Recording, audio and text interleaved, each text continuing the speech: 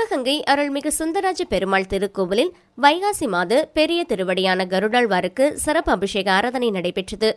சிவகங்கை மாவட்டம் சிவகங்கை நகர் மையப்பகுதியில் அமைந்துள்ள புராண சிறப்புமிக்க அருள்மிகு ஸ்ரீதேவி பூதேவி சமேத ஸ்ரீ சுந்தரராஜ பெருமாள் திருக்கோவிலில் வைகாசி மாதத்தை முன்னிட்டு பெரிய திருவடியான கருடாழ்வாருக்கு சிறப்பு அபிஷேக ஆராதனை நடைபெற்றது.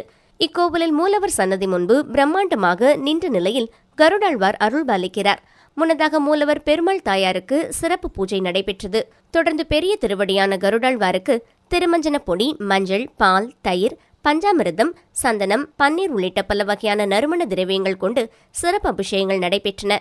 இதனைத் தொடர்ந்து சுவாமிக்கு துளசி மாலைகள் கொண்டு சிறப்பு அலங்காரம் நடைபெற்று தீப தூப ஆராதனை காண்பிக்கப்பட்டன. பின்னர் உதிரி புஷ்பங்களால் அர்ச்சனைகள் செய்து பஞ்சமுக கற்பூர ஆராதனை காண்பிக்கப்பட்டது. இதில் ஏராளமான பக்தர்கள் கலந்து கொண்டு பெருமாள் கருடாழ்வாரை வழிபட்டனர்.